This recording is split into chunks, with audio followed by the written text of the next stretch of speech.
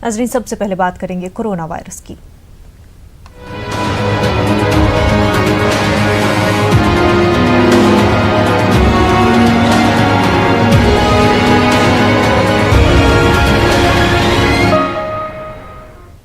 Corona virus के खौफ से बैरूनी ममालिक से तलबा वापस अपने घरों को लौट रहे हैं। आज भी बांग्लादेश से कई तलबा श्रीनगर एयरपोर्ट पहुंचे। उन तलबा को एयरपोर्ट से सीधे निजी होटलों में मुंतकिल किया गया। यहाँ इन तलबा की स्क्रीनिंग होगी और क्वारंटीन वक्त तक वहाँ रखा जाएगा।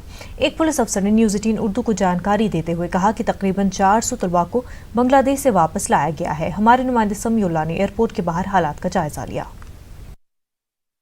हम इस वक्त श्रीनगर अंतर्राष्ट्रीय हवाई अड्डे के पास खड़े हैं और आप देख सकते हैं कि लोगों की एक खासी भीड़ यहाँ पे मौजूद है। दरअसल इनके बच्चे जो है वो बाहर के मुल्कों में पढ़ रहे हैं और आज वो वहाँ से वापस लौट रहे हैं। आप देख सकते हैं कि कितनी भीड़ है। एक बस आप देख रहे हैं, इस बस में जो है इन बच्चों को लाया जा रहा है। सरकार ने जो है लोगों से अपील की है कि वो हेल्थ एडवाइजरी को फॉलो करे और यहाँ पर जो है भीड़ भाड़ वाले इलाकों में ना जाए और भीड़ भाड़ वाले जो इलाके हैं वहाँ लोगों को जमा होने से मना किया गया है सरकार की तरफ से। लेकिन आप देख सकते हैं कि यहाँ पे काफ़ी भीड़ जमा है और जो बच्चे बाहर पढ़ रहे हैं उनको यहाँ लाया जा रहा है। इनको जो है यहाँ के निजी होटलों में ठहराया जाएगा क्योंकि इनकी टेस्टिंग होगी, स्क्रीनिंग होगी और क्वारंटाइन पीरियड ख़त्म होने के बाद जो है इनको अपने इलाकों में लिया जाएगा। यहाँ कुछ लोगों की शिकायत है कि कुछ इन्फ्लुएंशियल लोग जो है वो अपने बच्चों को क्वारंटाइन के बगैर जो है अपने घरों में लिया जा रहा है, जिससे काफ़ी खतरा है। Samiullah, news 18 Urdu, Srinagar airport. Ladakh UT में कोरोना वायरस के मामलों में मजीद इजाफा हो गया है। लद्दाख के लेह में आज 2 और मामलों की तस्दीक हो गई है, जबकि कल शाम जिला करगिल में एक मामले की तस्दीक हुई थी। इस तरह लद्दाख में अब कोरोना वायरस से मुतासर अफराद की तादाद बढ़कर 13 हो गई है। लद्दाख के कमिश्नर सेक्रेटरी हेल्थ रेगजिन सिम्पाल ने इसकी जानकारी दी। लेह इंतजामिया ने एहतियात के तौर पर अलर्ट जारी किया है। लोगों को घरों में ही रहने का मशवरा दिया जा रहा है। ताहम राहत की खबर यह है कि आज 3 नमूनों का रिजल्ट मनफी आया है। 19 के कल लद्दाख के हमको 3 सैंपल्स मिले हैं। ये पूर्व में जो हमारे पॉजिटिव थे उन्हीं पेशेंट्स के हैं और तीनों जो रिपोर्ट है नेगेटिव आया है। जैसे आपको जानकारी है कि प्रोटोकॉल में ये सैंपल्स हमको दोबारा भेजने पड़ते हैं और जब दोबारा अगर नेगेटिव आते हैं तो तभी हम इन पेशेंट को रिलीव करेंगे।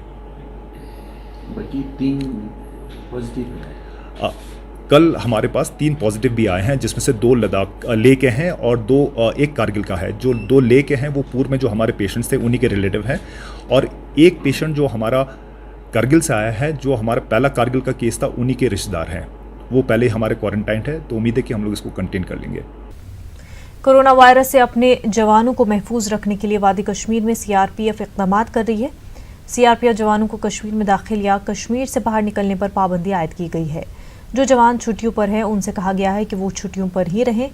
कोरोना वायरस से मुतल्लिक़ एहतियाती तदाबीर के बारे में सीआरपीएफ अपने जवानों के साथ साथ मकामी लोगों को भी वाकिफ करा रही है। श्रीनगर में हमारे चीफ रिपोर्टर परवेज भट्ट ने सीआरपीएफ अफसर नीरज सिंह से ख़ुसूसी बातचीत की। जी, सबसे पहले तो मैं आप लोगों का धन्यवाद देता हूं। जिस हिसाब से अभी मैं पिछले कुछ दिनों से पेपर्स देख रहा हूं, हर एक अखबार में लगभग ये आ रही है कि क्या एहतियात बरतना। उसके लिए आपको सबसे पहले धन्यवाद, सभी को, मीडिया कर्मियों को। और अब रही बात फोर्सेज़ की स्पेसिफिक, तो देखिए मेडिकल और फोर्सेज़ ऐसी चीज़ है जो हर वक्त हर कदम मिला के आमजन के साथ है। और अब फोर्सेज़ में स्पेसिफिक जो गाइडलाइंस हमारे परिवार कल्याण मंत्रालय की आती हैं वो तो हम लागू करते ही हैं।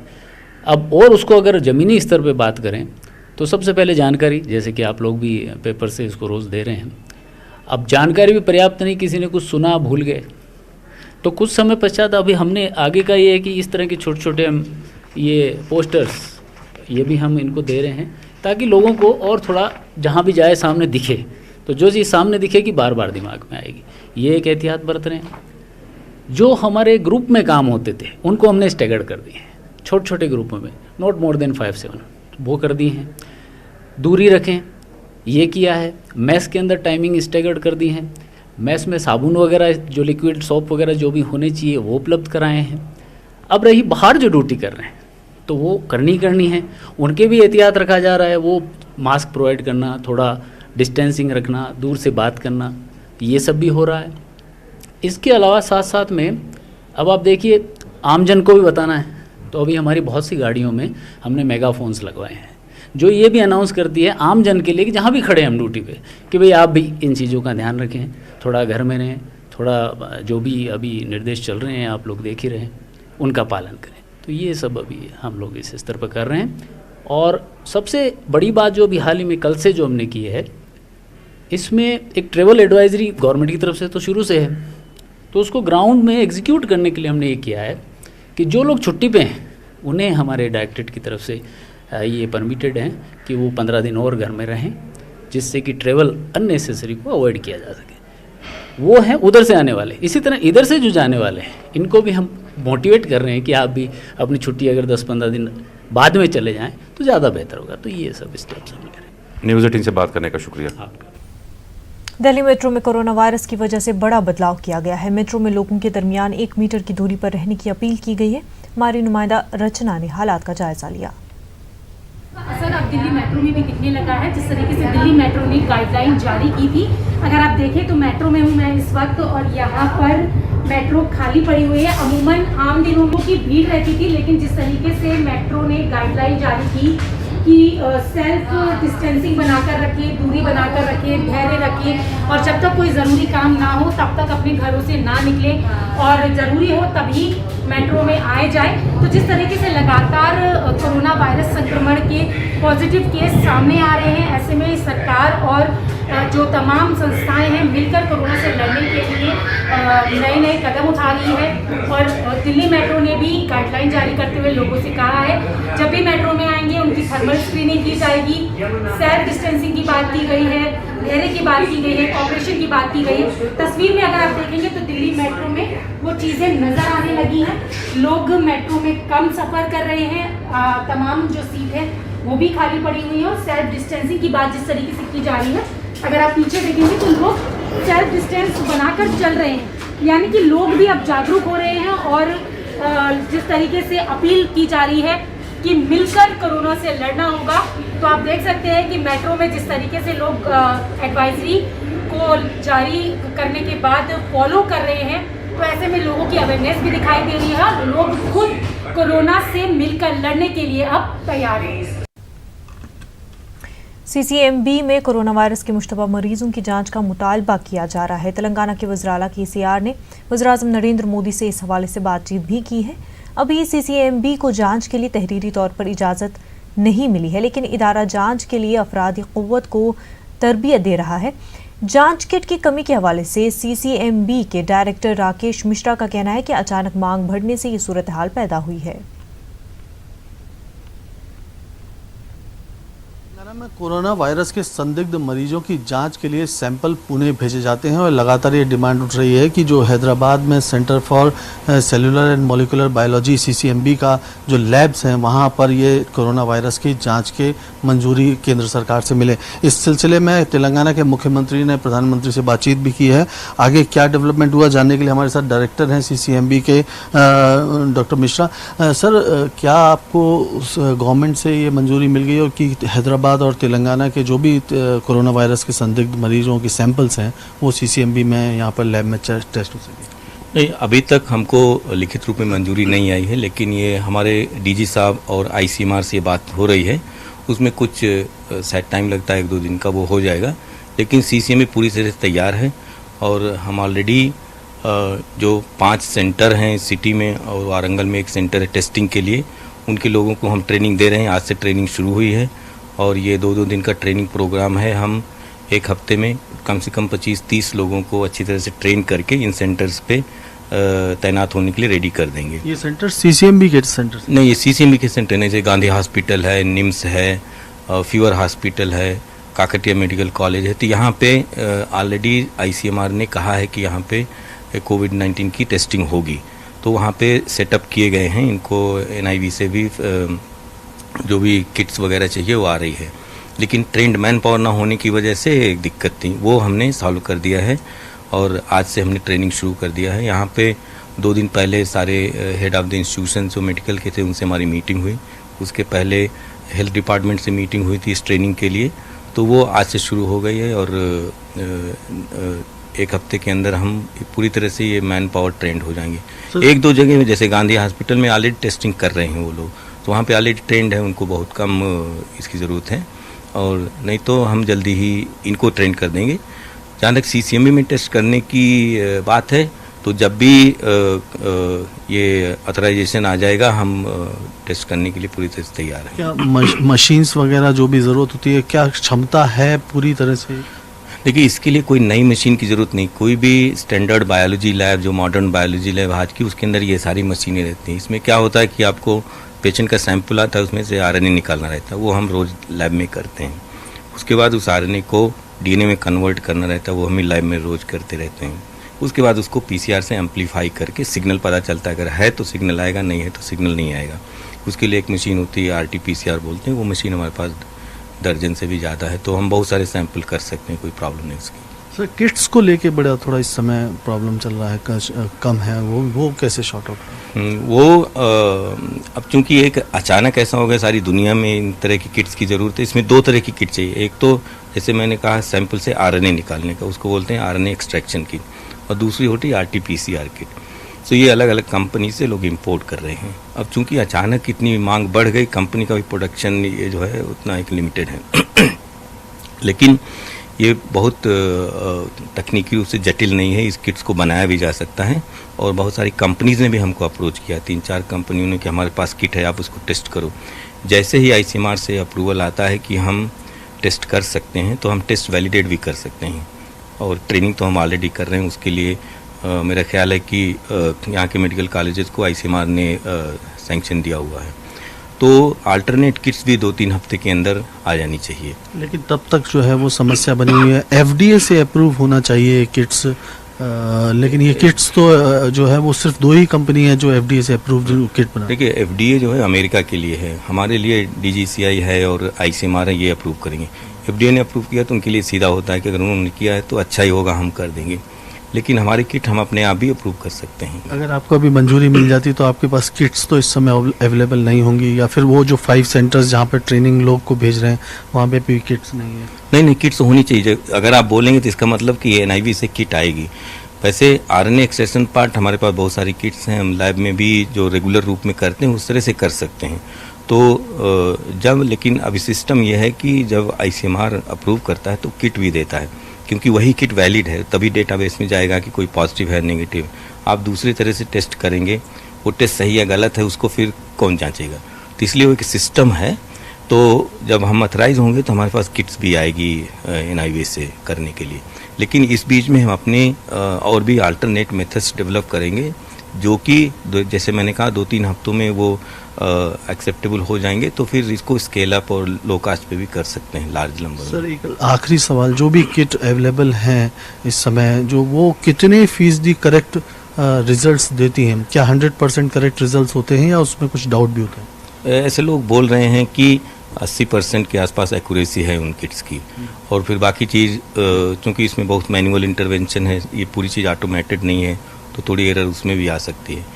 इसीलिए स्टैंडर्ड ये है कि कोई चीज़ पॉजिटिव आती है तो उसको एक बार फिर से वैलिडेट किया जाता है कि सचमुच पॉजिटिव है कि नहीं। एक लास्ट सर, क्या होम किट भी कुछ अवेलेबल हो सकती है क्या इसकी, कि लोग जिनको शक है वो अपने घर पे चेक कर सकते? नहीं, ऐसा नहीं हो सकता है। इसके लिए अभी कोई ऐसी सुविधा नहीं है। मैं, आपने पूछा तो मैं सोच रहा हूँ, संभव है, लेकिन उसके लिए बहुत महीने लगेंगे अगर ऐसी ज़रूरत पड़ती है तो। बहुत बहुत धन्यवाद आपका। तो कुल मिला के जो है वो CCMB पूरी तरह से तैयार है, और जैसे ही गवर्नमेंट से फॉर्मल अप्रूवल आता है उसके बाद यहाँ पर टेस्ट शुरू हो जाएंगे। हालांकि किट की एक समस्या ज़रूर है, ये पूरे वर्ल्ड वाइड समस्या है, और उसको भी टैकल करने के लिए गवर्नमेंट की तरफ से कोशिश की जा रही है कि जल्दी से जल्दी इसका कुछ रास्ता निकाले जा सके, और नए किट को अगर अप्रूवल देने की ज़रूरत होगी तो शायद सरकार इस पर भी विचार करेगी। कैमरामैन नवीन के साथ संजय तिवारी, न्यूज़ 18 हैदराबाद। महाराष्ट्र में पीर को यानी 23 मार्च को 10वीं के होने वाला आखिरी दिन का इम्तिहान 31 मार्च तक टाल दिया गया है। रियासती वज़ीर तालीम वर्षा गायकवाड़ ने इस ताल्लुक से न्यूज़ 18 से खास बातचीत की। बोर्ड की 10वीं की परीक्षा का जो आखिरी पेपर था, जो भूगोल जिसे ज्योग्राफी भी कहते हैं, वो परीक्षा आगे टाल दी गई है। जो परीक्षा सोमवार की रोज होने वाली थी 23 मार्च की रोज, क्या कुछ आगे टालने का रीजन रहा? सीधे बातचीत करते हैं महाराष्ट्र के शिक्षा मंत्री वर्षा गायकवाड़ जी से। वर्षा जी, अचानक निर्णय लिया गया शिक्षा विभाग की ओर से? देखिए, राज्य की प्राप्त परिस्थितियां देखते हुए और सबसे बड़ी बात है कि मुझे मालूम है कि पालक और बच्चों के दोनों के लिए 10वीं के एग्जामिनेशन का जो होता है बहुत सारा टेंशन है, लेकिन सुरक्षा हमारी सबसे बड़ी प्राथमिकता है और इसीलिए हमने निर्णय ये लिया है कि सोमवार को जो पेपर होने वाला था भूगोल ज्योग्राफी का, उसको हमने आगे लेके जाने का मतलब पोस्टपोन करने का हमने निर्णय लिया है और आगे होने वाली डेट का जो निर्णय है वो 31 मार्च के बाद जो परिस्थितियां उद्भव होगी उसके अनुसार हम लोग आगे की तारीख घोषित करेंगे। ये थी वर्षा गायकवाड़ जी जो हमसे बातचीत कर रही थी। आगे 31 मार्च के बाद क्या कुछ परिस्थिति मुंबई सहित महाराष्ट्र में रहती है, उस परिस्थिति के आधार पर आगे का निर्णय सरकार लेगी। कैमरामैन सरोज जलाल के साथ सर्वेश तिवारी, न्यूज़ 18 मुंबई। पीएम मोदी ने इतवार को जनता कर्फ्यू का ऐलान किया है। ये अफवाह भी गर्दिश कर रही है मार्केट से सामान खत्म हो जाएगा, जिसकी वजह से लोग भारी मिकदार में अशाए ज़रूरिया खरीद रहे हैं। दिल्ली के बंगाली मार्केट से हमारी नुमाइंदा रचना ने इसका जायजा लिया। वायरस के चलते जिस तरीके से लोगों में दहशत का माहौल है और लोग थोड़े से डरे हुए भी नज़र आ रहे हैं और इसके साथ ही अफवाहों का मार्केट भी गर्म है। जिस तरीके से लगातार अफवाह चल रही है कि मार्केट में से सामान खत्म हो जाएगा, इसी के चलते जो लोग हैं वो अपने घरों में सामान का स्टॉक करने लगे हैं। इस वक्त हम बंगाली मार्केट में खड़े हुए हैं। आपको दिख रहा होगा तस्वीर में भी कि यहाँ पे भी तमाम लोग जो हैं खरीदारी करने के लिए पहुंचे हैं, क्योंकि लोगों को डर हो गया है कि सामान खत्म हो जाएगा या फिर घरों से बाहर नहीं निकलने दिया जाएगा। तो ऐसे में वो खाने पीने की जो चीज़ें हैं वो अपनी खरीदारी कर कर अपने घरों में स्टॉक करके रख रहे हैं, यानी कि अगर इस तरीके की कोई स्थिति आती है तो खाने पीने की कोई दिक्कत ना हो, इसके लिए लोगों ने अपने जो ज़रूरी सामान है उसको लेकर खरीदना शुरू कर दिया है। अगर आप तस्वीरों में भी देखेंगे तो लोग दुकान पर पहुंच रहे हैं, सामान खरीद रहे हैं। बेसिक नीड्स की जो चीज़ें होती हैं, आटा, घी, चावल, दाल, ये सारी चीज़ों को खरीदने के लिए लोग निकल रहे हैं।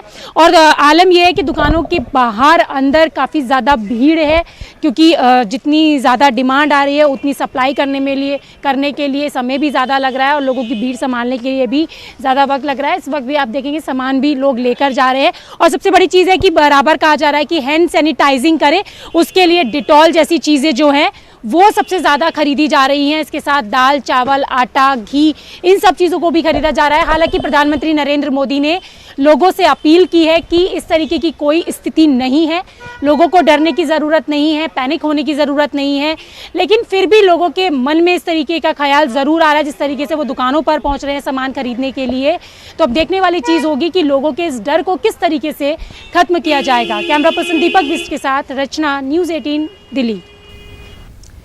दिल्ली के वज़ीर-ए-आला अरविंद केजरीवाल ने कल जनता कर्फ्यू के लिए बड़ी तैयारी की है। प्रेस कॉन्फ्रेंस के जरिए मीडिया को केजरीवाल ने तैयारियों की तफसील बताई। कल दिल्ली में सिर्फ 50% बसें चलेंगी, उसके अलावा एक जगह पर 5 से ज़्यादा लोग जमा नहीं हो सकेंगे।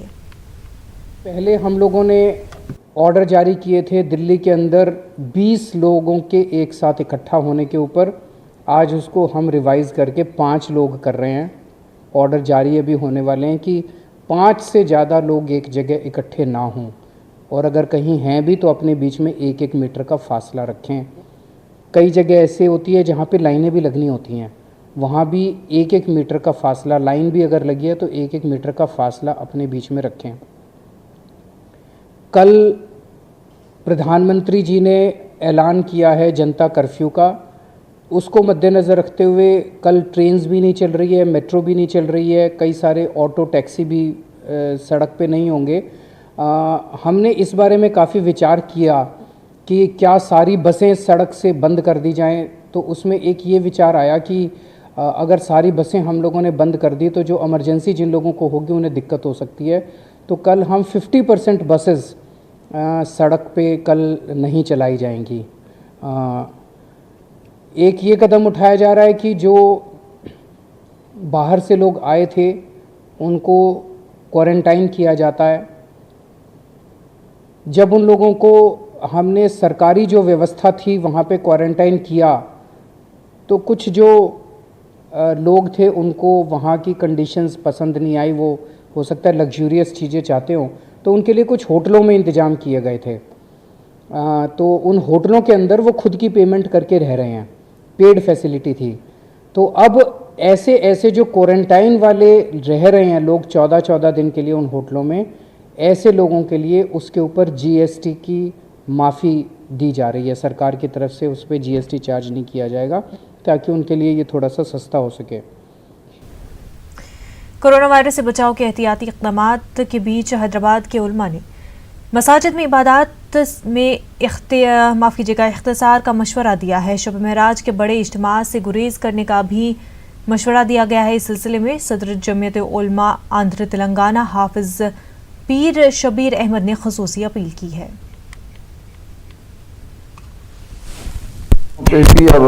जो कुछ जो है ना हमारी भी जिम्मेदारी है। मस्जिद के लिए लोग घरों से निकलते हैं, ये कि पहले घर में वजू करें और आप फर्ज जो है ना उसके अलावा सुन्नतें जो है घरों में पढ़िए, नवाफिल घर में पढ़िए। शब महराज के अंदर नमाजें पढ़ने के बाद घरों में जाके इबादत करें, वहाँ कुरान शरीफ की तिलावत करें। ये रास्तों में या होटलों में मत जमा हुए, यही मेरी जो ना गुजारिश है तमाम से। आंध्र प्रदेश के गन्नावरम एयरपोर्ट पर यूरोपीय मुल्क से आंध्रा आने वाली लड़की को एहतियाती इक़दामात के तौर पर अलग वार्ड में रखा गया था। VR संजना राज नामी लड़की यूरोपीय मुल्क से गुज़श्ता रात दिल्ली एयरपोर्ट पहुंची थी। एयर इंडिया फ्लाइट के जरिए संजना गन्नावरम एयरपोर्ट पहुंची। एयरपोर्ट पर इस लड़की की तिब्बी जांच की गई, जिसके बाद खसूसी एम्बुलेंस में संजना को हैदराबाद मुंतकिल किया गया। वाज़ेह है कि बैरून ममालिक से आने वाले शहरियों पर खसूसी नज़र रखी जा रही है।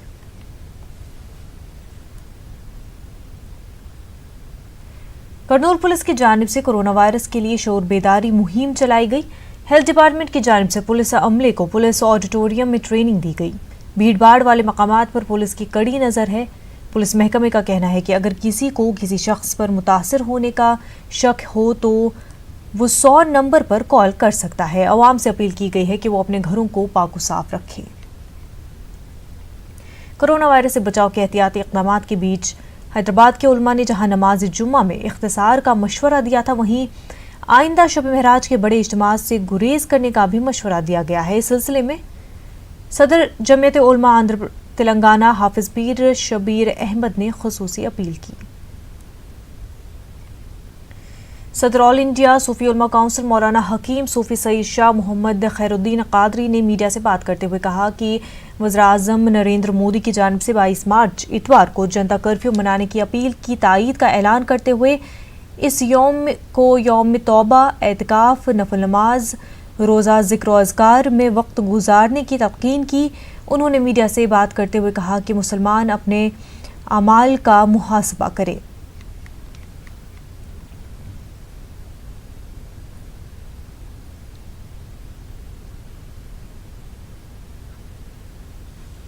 वज़ीर-ए-आज़म नरेंद्र मोदी ने एक वीडियो जारी किया है जिसमें कोरोना वायरस की रोकथाम के ताल्लुक से एहतियाती तदाबीर बताई गई हैं।